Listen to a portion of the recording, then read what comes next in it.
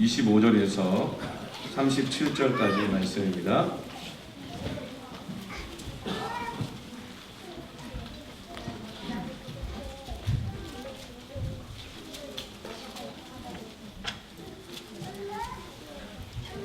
다 함께 한 목소리로 읽겠습니다. 어떤 율법 교사가 일어나 예수를 시험하여 이르되 선생님, 내가 무엇을 하여야 영생을 얻으리이까? 예수께서 이르시되 율법에 무엇이라 기록하였으며 내가 어떻게 읽느냐? 대답하여 이르되 내 마음을 다하여 목숨을 다하며 힘을 다하며 뜻을 다하여 주 너희 하나님을 사랑하고 또한 내 이웃을 내 자신과 같이 사랑하라 하였나이다. 예수께서 이르시되 내 대답이 옳도다. 이를 행하라, 그리하면 살리라 하시니 그 사람이 자기를 옳게 보이려고 예수께 여짜오되 그러면 내 이웃이 누구니이까? 예수께서 대답하여 이르시되 어떤 사람이 예루살렘에서 여리고로 내려가다가 강도를 만나매 강도들이 그 옷을 벗기고 때려 거의 죽은 것을 버리고 갔더라. 마침 한 제사장이 그 길로 내려가다가 그를 보고 피하여 지나가고 또 이와 같이 한 레위인도 그곳에 이르러 그를 보고 피하여 지나가되 어떤 사마리아 사람은 여행하는 중 거기 이르러 그를 보고 불쌍히 여겨 가까이 가서 기름과 포도주를 그 상처에 붓고 싸매고 자기 짐승에 태워 주막으로 데리고 가서 돌보아 주니라. 그 이튿날 그가 주막 주인에게 데나리온 2를 내어주며 이르되 이 사람을 돌보아 주라. 비용이 더 들면 내가 돌아올 때에 갚으리라 하였으니 내 생각에는 이 세 사람 중에 누가 강도 만난 자의 이웃이겠느냐? 이르되 자비를 베푼 자니이다. 예수께서 이르시되 가서 너도 이와 같이 하라 하시니. 아멘. 함께 따라 하시겠습니다. 내 이웃을 사랑하라. 그리하면 살리라. 주님이 주신 말씀입니다. 사랑하는 것. 세상에서 가장 아름다운 일은 누군가를 사랑하고 돕는 일이겠죠. 그런데 동시에 가장 어려운 일도 사랑하는 일입니다. 여러분, 뭐든지 처음에 하는 것은 처음이 어렵지 나중에 쉽다 이런 말들을 많이 하잖아요. 그런데 오히려 사랑은 누군가를 돕는 것은 처음이 쉽지 나중에 더 어렵습니다. 처음엔 쉽고 나중에 어려운 것이 있어요. 처음에는 오히려 어렵고 나중에 쉬운 게 있습니다. 처음이 어렵고 나중에 쉬운 것은 돈으로 하는 일들이에요. 행위로 하는 것들, 기술적으로 하는 것들 있잖아요. 기술이 필요한 것들은 처음에가 어렵습니다. 그럼 할수록 늡니다. 그런데 마음으로 해야 되는 것, 영으로 해야 되는 것은요, 처음이 오히려 쉬워요. 왜 그럴까요? 하나님의 은혜로 하게 되기 때문입니다. 그 쉬워요, 처음에는. 그런데 날이 갈수록, 시간이 갈수록 마음으로 하는 것, 영으로 하는 것은 어렵고 힘이 듭니다. 처음에는 가슴이 뛰고 보람도 있고, 그런데 하면 할수록 반드시 기쁘지 않을 때가 옵니다. 그렇게 가슴 뛰던 일이 내 가슴에 돌처럼 느껴질 때가 옵니다. 때론 내가 섬기고 사랑하는 것이 억울하게 느껴질 때도 옵니다. 그리고 사랑하는 것이 전에 그렇게 가슴 뛰고 보람찼던 것이 너무나도 권태로울 때가 옵니다. 왜냐하면 사랑이라는 것, 이것은 오직 은혜로만 할 수 있기 때문입니다. 쉬지 않고 기도해라, 항상 기뻐해라, 봉사에 감사하라. 왜 그럴까요? 우리는 날마다 하나님의 은혜를 공급받지 않으면 그렇게 가슴 뛰게 했던 사랑도, 너무나도 당연하게 했던 섬김도 권태롭고 지치고 힘들 때가 오기 때문에 그렇습니다. 하나님께서 우리에게 처음에 사랑이 너무 쉽도록, 너무 당연하게 기쁘게 감사하게 할 수 있도록 하게 하신 은혜가 있는데요, 우리 몸에 다 있어요. 우리 뇌에는요, 도파민이라는 호르몬이 나오도록 하나님이 은혜로 창조해 주셨어요. 이 도파민은 뭔가요? 감동받고 기쁘고 그러면 가슴이 그렇게 뛰면서 어떤 일도 힘들지 않고 기쁘고 감사하게 또 당연하게 할 수 있도록 하게 하시는 도파민이에요. 하나님 우리에게 감동을 주시면 또 은혜를 받으면 기쁨이 오면 이 도파민이 나오면서 섬기는 것이 그렇게 기뻐요. 그리고 자연스러워요. 당연해요. 그런데 이 사랑의 호르몬에는 유효기간이 있도록 하나님이 정해놓으셨어요. 짧게는 3개월, 길어야 3년이라 그래요. 그냥 평생토록 이 도파민이 계속 나오면 얼마나 좋겠어요, 그렇죠? 좋을까요? 아니죠. 여러분, 평생토록 하루도 쉬지 않고 보기만 해도 심쿵하면 어떻게 되겠어요? 심쿵. 보기만 하면 무슨 말만 들어도 내가 섬기고 봉사하고 반응하는 것이 자연스럽게 나오고 당연하게 여겨진다고 한다면 어떻게 되겠어요? 여러분, 사람이 살 수가 없어요. 하나님께서는 우리에게 은혜롭게도 이 사랑의 호르몬이 나오는 그 시간의 연한을 정해주셨어요. 짧으면 3개월, 길어야 3년이라 그래요. 이 유효기간이 끝나면 모든 사람에게는 권태기가 옵니다. 권태기가 오면 어떻게 돼요? 뭘 해도 전에는 그렇게 기쁘게 했던 것이 뭘 해도 억지로 하게 돼요. 전에는 대수롭지도 않게 여기고 그 정도는 할 수 있지 뭐 했던 것이지만 이제는 사사건건 거슬리고 그것이 나에게 스트레스가 돼요. 사람이 이렇게 권태기에 빠지게 되고 스트레스가 되고 그리고 이 침체기가 오게 되어지면 그때 나오는 행동을 방어기제라고 합니다. 스트레스 받을 때마다 혼자 산에 가는 사람이 있어요. 그 방어기제예요. 스트레스 받을 때마다 갈등이 생길 때마다 술 먹는 분이 있어요. 이것도 방어기제예요. 스트레스 받고 갈등이 생길 때마다 핸드폰도 끄고 그냥 다 꺼버리고 조용히 잠적하는 사람이 있어요. 이것도 방어기제예요. 스트레스 받으면 남 탓을 하게 되어지고 이거 나 때문이 아니야 원망하게 되고 그리고 심지어는 이간질까지 하는 경우 있어요. 아들 와봐. 엄마 말이 맞아 아빠 말이 맞아. 이거 이간질이거든요. 네. 이게 방어기제예요. 근데 사람들은 이렇게 권태기가 왔을 때 자기를 방어하는 방어기제가 다 달라요. 어떤 분은 갈등이 생기면 눈을 마주치고 꼭 이야기를 해서 풀어야 되는 분이 있어요. 네. 그런데 어떤 분은 산에 가서 잠적하는 분이 있어요. 만약에 이 두 사람이 부부가 된다면 어떻게 되겠어요? 네. 만약에 이 두 사람이 패밀리아에서 한 식구가 된다면 어떻게 되겠어요? 안 풀리게 되어지죠. 여러분, 우리의 사랑 안에는 한계가 있다는 것을 인정해야 합니다. 우리는 사랑하는데 한계가 있어요. 내가 돕는데도 한계가 있어요. 하나님의 은혜가 아니면 우리는 사랑을 시작할 수도 없었고 하나님의 은혜가 아니면 우리는 누구를 도울 수도 없는 사람들입니다. 근데 우리가 내가 사랑해서 내가 대단해서 내가 정이 많아서 사랑하고 섬기고 헌신적이어서 하는 걸로 생각하지만 하나님의 은혜를 주셨기 때문에 우리가 사랑할 수 있었던 것입니다. 하나님 은혜를 주셨기 때문에 우리가 누군가를 도울 수 있었던 것입니다. 이 말은 우리 모두가 다 한계가 있는 사람이라는 것이죠. 여러분, 이 한계가 나타날 때 그때가 권태기예요. 여러분, 그때 자기 자신을 정죄하지 마시길 바랍니다. 다른 사람도 여러분 정죄하지 마시길 바랍니다. 아, 변했네, 변했어, 이렇게 정죄하지 마시길 바랍니다. 사랑하다가 은혜로 섬기다가 지친 사람들, 권태기에 빠져서 내가 이런 사람이었나 스스로에게 자기에 실망하는 사람들에게 주님은 말씀하십니다. 수고하고 무거운 짐진 자들아, 다 내게로 와라. 내가 너희를 쉬게 하리라.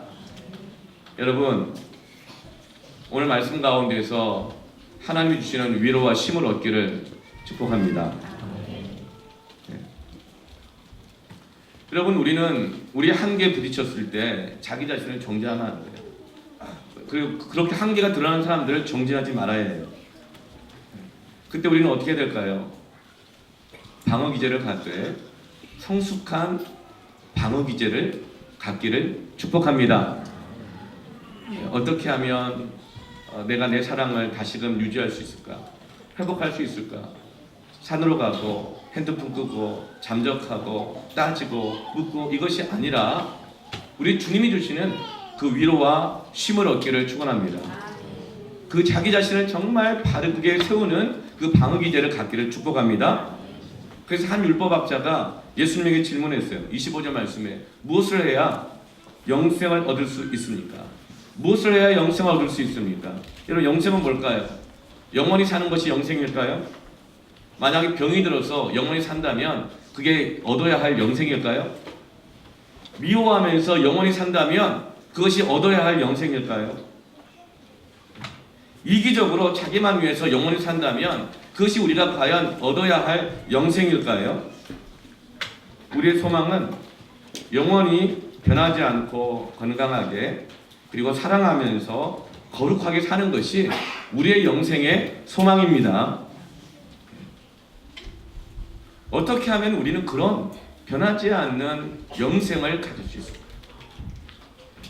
내 사랑이, 나의 거룩한 삶이, 하나님 향한 마음이, 천국에 대한 소망이, 내 믿음이, 신앙생활이 어떻게 하면 영생할 수 있을까?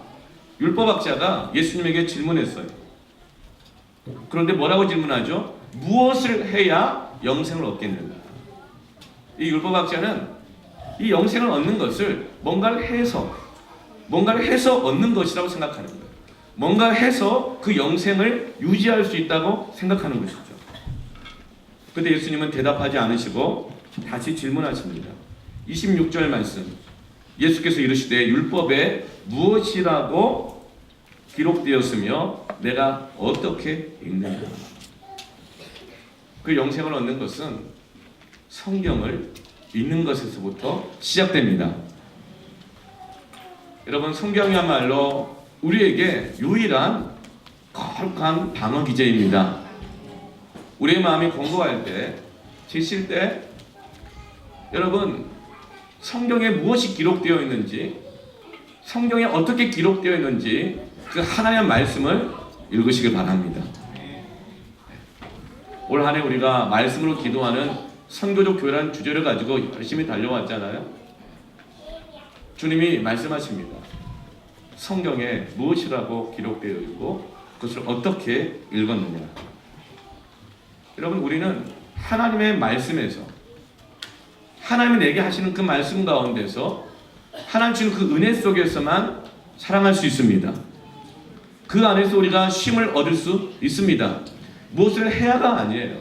무엇을 해야 이 마음을 유지할 수 있는 게 아니에요. 성실해야 이 마음을 유지할 수 있는 게 아니에요.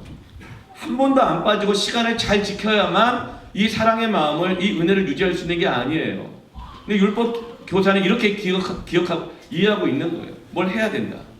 그래야 유지할 수 있다. 사랑을 지킬 수 있다. 이 마음이 안 변할 수 있다. 그러나 주님은 말합니다. 무엇을 하는 것이 아니라 성경에 어떻게 기록되어 있느냐. 네가 성경을 읽고 있는가? 그러자 율법교사가, 직업이 율법교사잖아요, 자신 있게 대답했습니다. 27절 말씀 같이 한번 읽어볼까요? 시작. 대답하여 이르되 내 마음을 다하며 목숨을 다하며 힘을 다하며 뜻을 다하여 주 너의 하나님을 사랑하고 또한 내 이웃을 내 자신같이 사랑하라 하셨나이다. 이 말씀은 신명기 6장 5절의 말씀과 레위기 19장 18절의 이 두 말씀을 합하여 구약의 요약편입니다. 하나님을 사랑하고 내 이웃을 내 몸과 같이 사랑하라. 이 말씀을 성경이 읽는 대로, 그가 기억한 대로 다 대답을 했습니다. 그러다 28절에 예수님이 네 대답이 정확하다. 너 정답을 알고 있구나. 성경 읽었구나. 그렇다면 뭐라고 말씀하시죠? 28절 말씀에 예수께서 이르시되 내 대답이 옳도다. 이를 행하라. 그러면 살리라 하시니. 네가 성경을 읽었구나. 네가 알고 있는 답이 정확하다. 맞다. 그렇다면 이제 네가 읽은 대로 그대로 행하라. 그럼 네 영혼이 살게 될 것이다. 영생을 얻게 될 것이다. 너의 사랑을, 너의 섬김을 지켜낼 수 있을 것이다. 여러분 이것은 마치 예수님의 또 하나의 어떤 의무 조항을 내미시는 것 같죠. 뭐 해라 막 그렇게 하시는 것 같잖아요.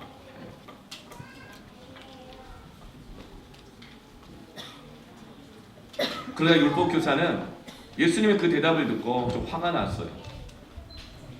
그래서 29절 말씀에 그 사람이 자기를 옳게 보이려고 예수님께 질문해요. 그러면 내 이웃이 누구입니까? 이웃을 사랑하라 그랬는데 내 이웃이 누구입니까? 옳게 보이려고 이 질문을 반문합니다. 왜냐하면 나는 이미 그렇게 이웃을 사랑하며 살고 있다는 거예요.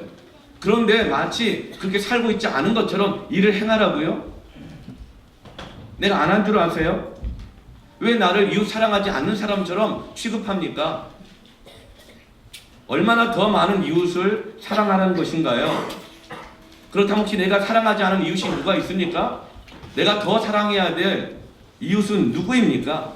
내가 영생을 얻기 위해서 이 믿음을, 이 신앙을 지켜내고 유지하기 위해서 더 사랑해야 될 이웃은 누구입니까? 여전히 지금 율법사는 무엇을 더 해야 하는가로 생각하고 있는 거예요. 이 질문에 대한 예수님의 대답이 바로 오늘 말씀에 있는 선한 사마리아인의 비유입니다. 이웃을 사랑하라 그랬을 때 일을 행하라 그랬어요.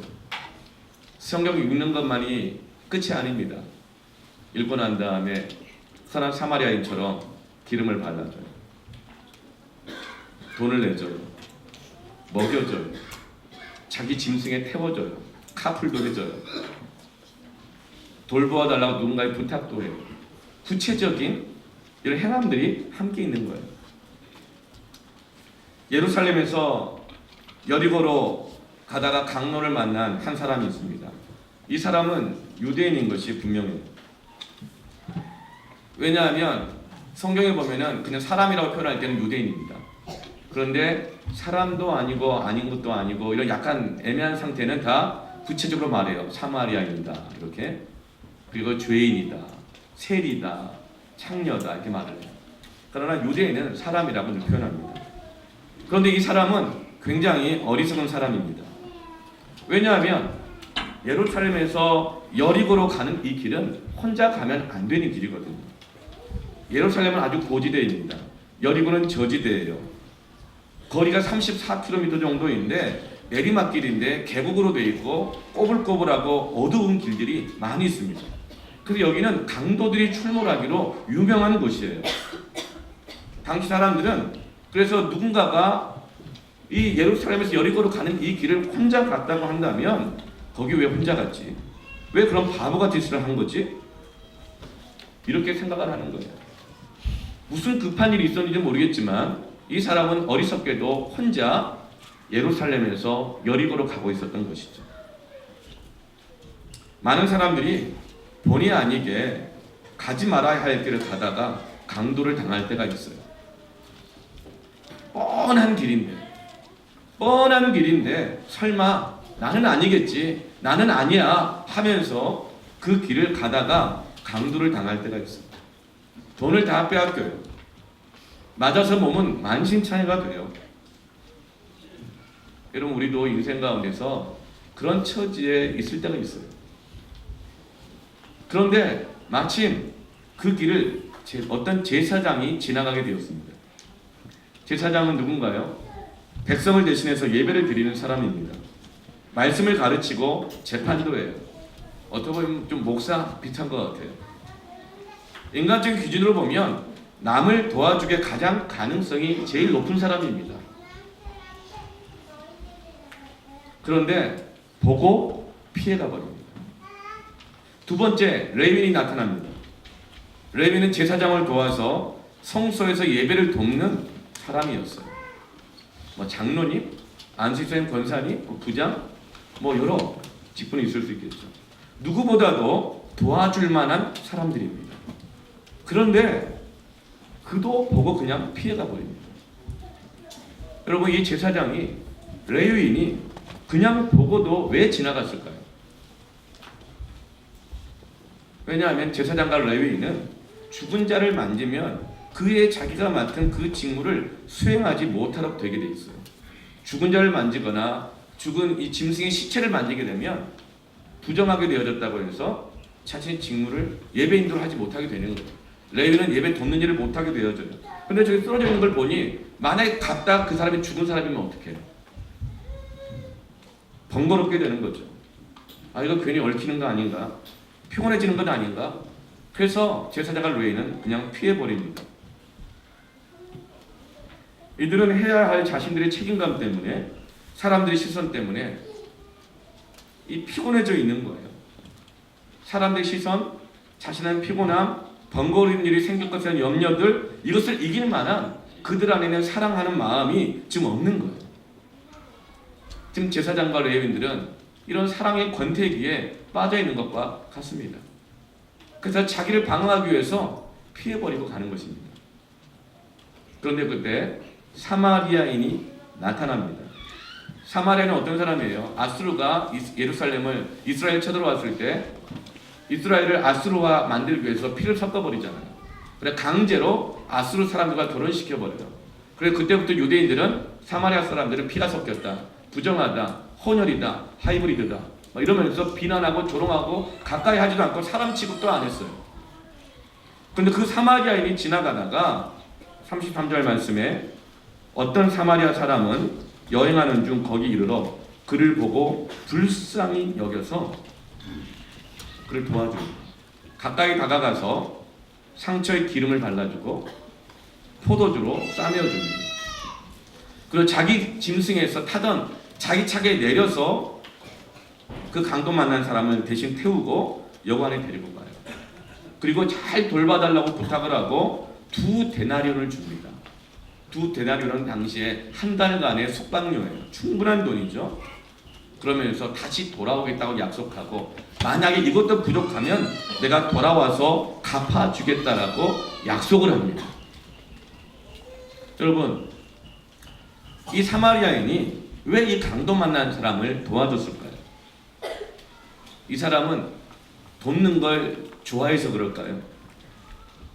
아니면 그 강도 만난 그 사람이 자기가 알고 있는 사람이었기 때문일까요? 사랑하는 사람이었기 때문일까요? 만약 그렇다면 이해가 되죠. 그런데 사마리아인이 만난 강도 만난 사람은 유대인입니다. 원수 사이예요. 늘 조롱했고 나를 무시했던 사람입니다. 사마리아인이 자신을 차별하고 무시한 유대인을 좋아서 가슴이 뛰어서 기뻐서 보람이 있어서 도와주었을까요? 전혀 그렇지 않아요. 도와주려고 딱 막상 갔는데 보니까 유대인인 거예요. 그때 주춤했을 거예요. 갈등했을 거예요. 지금까지 겪었던 상처가 막 떠올랐을 거예요. 억울한 마음이 막 올라왔을 거예요. 그런데 왜 도와줄까요? 어떻게 도와줄까요? 33절에 그를 보고 불쌍히 여겼다 그랬어요. 불쌍히 여기는 도와주는 것, 불쌍히 여기는 사랑은요, 가슴 뛰는 사랑이 아니에요. 기쁜 것이 아니에요. 좋아 사는 게 아니에요. 불쌍히 여기는 사랑은 뭐냐면 사랑할 만하지 않은 사람을 돕는 게 불쌍히 여기는 사랑이에요. 전혀 가슴이 뛰지 않는 대상, 전혀 나에게 어떤 보상이나 대가가 없을 대상, 그 사람을 향해서는요 가슴이 안 뛰어요. 기쁘지 않아요. 나에게 유익이 없어요. 그러나 불쌍히 여기서 도왔다고 하는 것은 그가 사랑할 만한 점이 있거나 나에게 뭔가를 보상을 해줄 것이 있거나 그를 도와줘서 보람을 얻거나 이것 때문이 아니고 그가 겪고 있는 고통에 대한 반응이 불쌍히 여기는 마음입니다. 여러분, 우리가 누군가를 돕기 위해서는 여러분 그 사람의 장점을 보고 그 사람이 나에게 보람을 주거나 어떤 보상을 해줄 것을 볼 것이 아니라 그 사람이 겪고 있는 고통을 주목하시길 바랍니다. 그러면 하나님께서 우리에게 은혜를 주셨기 때문에요, 우리 안에 그 고통에 대해서 공감하는 마음, 컴패션, 함께하다, 패션, 고통, 함께 하기를 원하는 그 긍휼히 여기는 마음을 우리에게 주십니다. 그러면서 우리는 그 하나님의 은혜로 우리가 그 사람을 도울 수가 있게 되는 것이에요. 여러분, 장점에 반응하지 말고 사랑할 만한 것에 반응하지 말고 고통에 반응하시기를 축원합니다. 남편이 더 이상 기쁘지 않을 때가 있어요. 그런데 하나님 주신 은혜 때는 언제인 줄 아세요? 불쌍하게 보이는 거예요. 불쌍하게 보이는 거예요. 뒷모습을 봤더니 어느 날 어깨가 너무 좁아졌어요. 그 불쌍하게 여기게 하는 마음, 여러분 그 순간 도와주시길 바랍니다. 그래야만 내가 살리라. 그렇게 우리는 다시금 영생을 회복하게 되는 것입니다. 주위에 어리석게 살다가 때로는 자업자득으로 돈 뺏기고 건강을 잃은 사람이 있습니까? 여러분 그를 불쌍히 여기는 마음에 반응하시길 바랍니다. 그가 처한 딱함, 그가 한 실수, 어리석음, 그 고통에 반응하여 그를 도와주십시오. 그리하면 주님이 말씀하십니다. 내가 살리라. 이것이 바로 권태기에 빠진 우리들, 기쁘지 않으면, 가슴 뛰지 않으면 억지로 나 하고 싶지 않다, 이건 가식이다, 스스로 자기를 정죄하는 우리들에게 하나님은 다시금 우리를 영적으로 회복하게 하시고 다시금 우리의 주님 영생을 다시금 살게 하시는 것은 내 이웃을 불쌍히 여겨 사랑하라. 그래야 내가 살리라.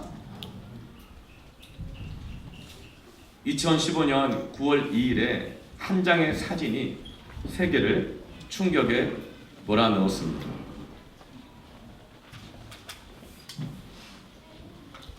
잠자를 고요하게 해변에 엎드려 있는 나이가 몇 살인지 가늠도 되지 않을 작은 우리 아이, 시리아 난민의 아이 트루디였어요. 이 사진 한 장은 유럽인들을 충격으로 몰아넣었습니다. 외국인들이 들어오면 우리가 사는 이 풍요로움을 잃어버리게 된다.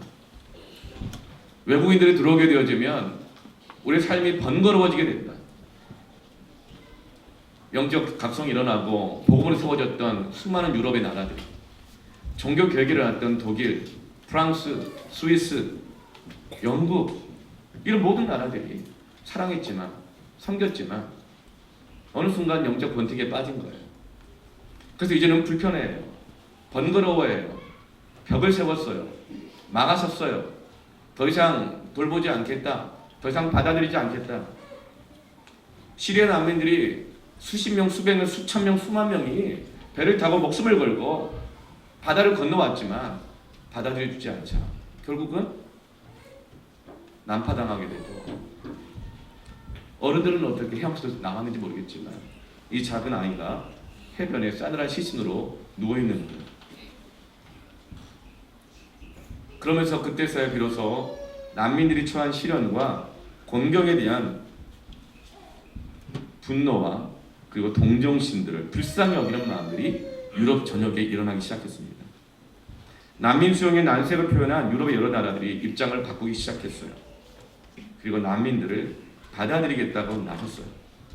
자기들의 나라가 다 받아들일 수 없게 되어지자 이제 터키에게 각 나라들이 돈을 각출해서 다 내면서 1년에 1조 이상을 터키에 지원하면서 터키에서만 450만 명의 무슬림 난민들을 받아들여주게 했던 그 시점이 바로 이 트루디의 이 사진입니다.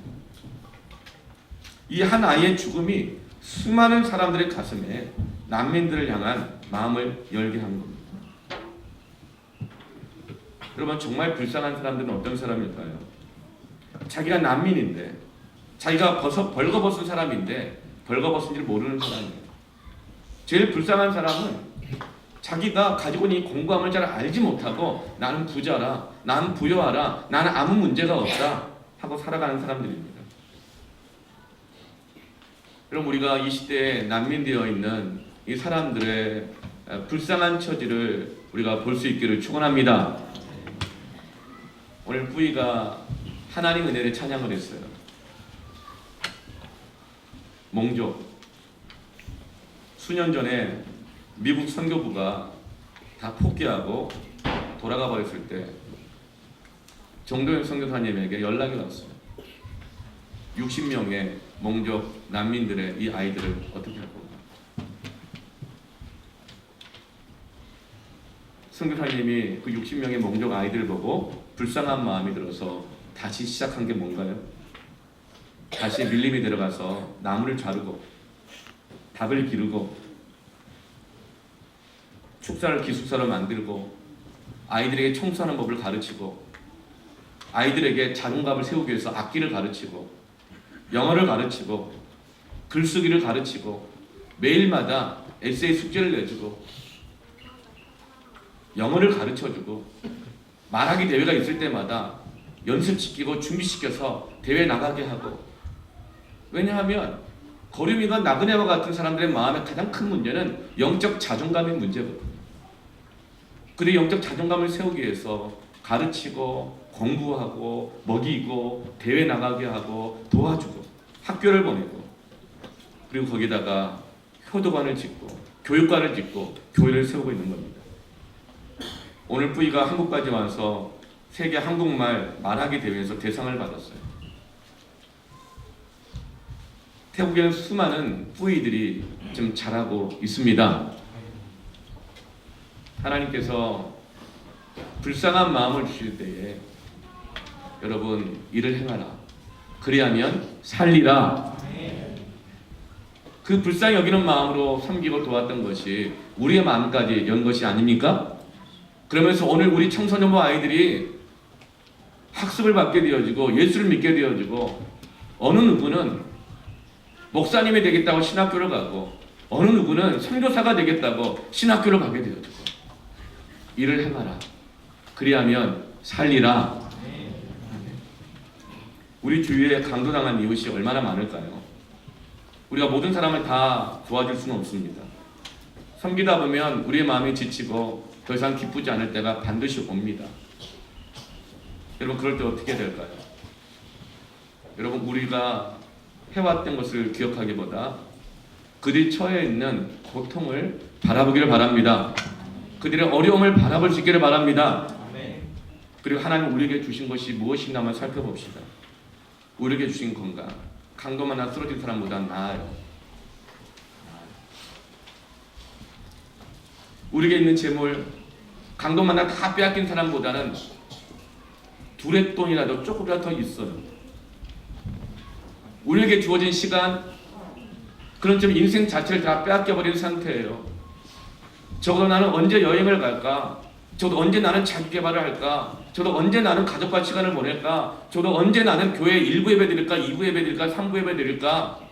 이 시간을 조정할 수 있는 여력은 우리가 아직 예수를 믿지도 않고 강도 만난 사람처럼 인생을 박탈당한 사람보다는 좀 더 나아요.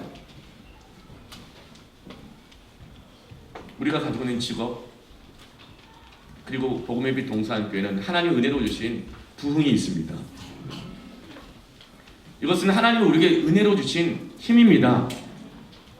이 힘은 우리가 기쁘고 보람 있고 가슴 뛰고 내가 사랑할 만한 사람에게만이 아니라 전혀 내 안에 보람으로 안 느껴지고 헛수고 일 것 같고 가슴도 안 뛰고 기쁘지 않지만 어떤 사람의 고통이 보이고 외로움이 보이고 어떤 사람의 이 힘든 것이 보일 때에 그것을 외면하고 싶어 하지 않고 얽히고 싶지 않지만 불쌍히 여겨서 돕기를 바랍니다.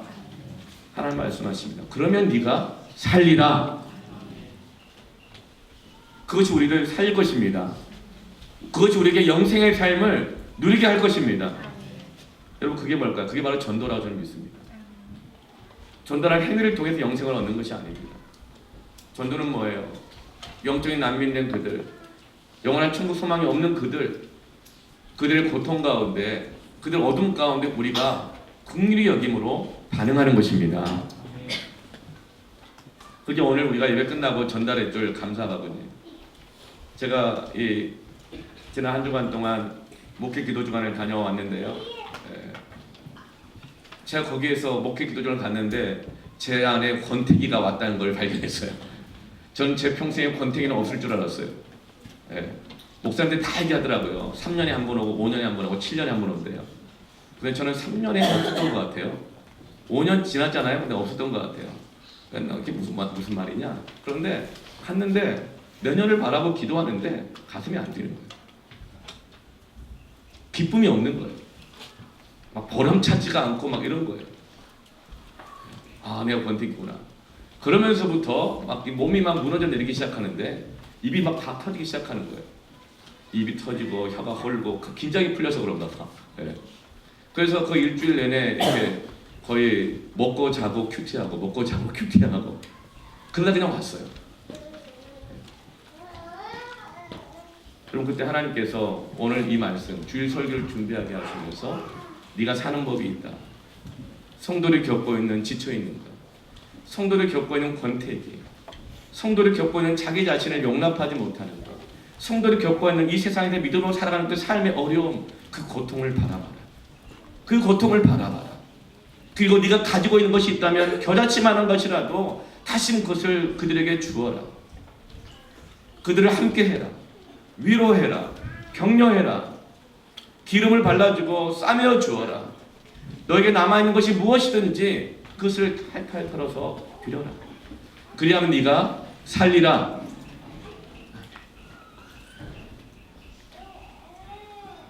여러분, 오늘 우리가 추수감사 예배 처음으로 이 과일들을 이제 우리가 먹지 않고 100개의 과일빵을 준비해서 오늘 다 이제 전달할 거예요. 근데 이 어제부터 걱정이 막 되는 거죠. 오후 1시 이후부터 비바람이 치고 돌풍이 치고 바람이 분다는 거예요. 네. 주님께 기도해야 되는데 네이버 들어가서 날씨 주간 예보 다 보면서 마음이 얼마나 힘들고 어렵든지. 예. 그냥 과일 내가 먹는 게 쉽지 나눠서 포장해 나눠주는 것도 번거로운 일인데 비 오는 날, 바람 부는 날 이 번거로운 거를 하게 되면 성도들이 얼마나 피곤할까, 얼마나 번거로울까. 그리고 오늘은 밥도 없는데 물론 떡은 주지만요, 그렇죠? 음료도 주고. 그러나 여러분, 우리가 날씨와 환경을 보지 말고 좀 위로가 필요한 그들의 외로움들을, 그들의 아픔들을 보기를 바랍니다. 작년에 사회적 이슈가 된 사건이 있었어요. 그게 뭐냐면 아파트 경비실에 대한 주민들의 갑질이었어요. 그러면서 아파트 경비 보시는 분들이 여러분 자살도 하시고요. 많은 분들이 이 우울증에 시달리기도 하시고, 그런 걸 보면서 추수감사절이었는데 야, 이 과일을 우리만 먹어도 되겠나, 이분들을 위로했으면 좋겠다. 그 마음으로 작년에 계획한 것이 오늘 감사 바구니 나누는 것입니다. 여러분, 오늘 감사 바구니에 과일을 함께 담고 주일학교 아이들, 청소년부 아이들, 우리 청년 대학생이 쓴 감사 편지들이 있거든요. 손편지가 있어요. 그걸 잘 담아서 함께 전달하길 바랍니다. 나누길 바랍니다. 비가 오고 또 바람이 불면 좀 어때요? 우리 차도 있고 우산도 있잖아요, 그렇죠? 예. 시간에 너무 구애받지 말고 차분하게 감사함으로 함께 나눌 수 있기를 바랍니다. 매주마다 지금 토요일에 케이크 마을 전도를 나가고 있잖아요, 마을마다. 어제도 빈마을에서 함께 다녀왔어요. 다녀온 그들의 얼굴 표정이 얼마나 밝은지 몰라요. 여러분, 그것을 행하게 되면 살게 되는 줄로 믿습니다. 네. 가슴 뛰는 사랑으로 하는 것, 보람으로 하는 것, 여러분 기쁨으로 내가 하고 있지 않다고 해서 여러분의 자신을 정죄하지 마시기를 바랍니다. 네. 오병이어의 기적은요, 가슴 뛰는 사랑으로 한 게 아니에요. 배고플까봐 불쌍히 여기신 마음으로 하신 것이 오병이어의 기적입니다. 출애굽의 사건도 가슴 뛰는 사랑으로 하신 것이 아니라 임금도 제대로 못 받고 일하는 노예로 사는 이스라엘 백성들의 부르짖음을 들으시고 불쌍히 여겨주셔서 홍해 바다를 갈라주신 것입니다. 여러분, 불쌍히 여기는 마음에 반응하시길 바랍니다. 기적이 일어날 것입니다. 우리 누구나 가슴 뛰고 기쁜 일, 보람 있는 일들은 합니다. 그러나 그것이 다 떨어졌을 때 하나님 우리에게 불쌍히 여기는 마음을 주십니다. 불쌍히 여기는 마음 가운데 우리가 순종할 때 기적이 일어납니다. 우리는 다 사랑의 유효기간이 있는 쉽게 고갈되고 변하는 연약한 자들입니다. 권태기가 다 있어요. 그러나 하나님이 나에게 긍휼의 마음을 주실 것입니다. 고통당하는 사람들은 불쌍히 여기는 마음은 권태기에 빠진 사람들을 살리는 회복의 묘약이 될 것입니다. 아멘. 우리 함께 찬양하겠습니다.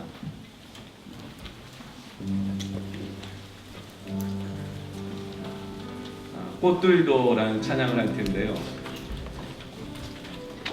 이건 일본을 위해서 작곡되고 작사가 된 찬양입니다. 일본은 한국보다 복음이 더 먼저 전해졌어요. 순교의 피도 많이 흘렸어요. 그런데 교회가 한번 약해지고 쓰러지고 난 다음에 도무지 다시 일어나지 못하는 거예요.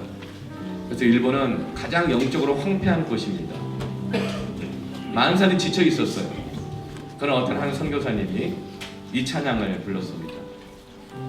이 안에는 일본 땅을 불쌍히 여기는 마음이 있어요.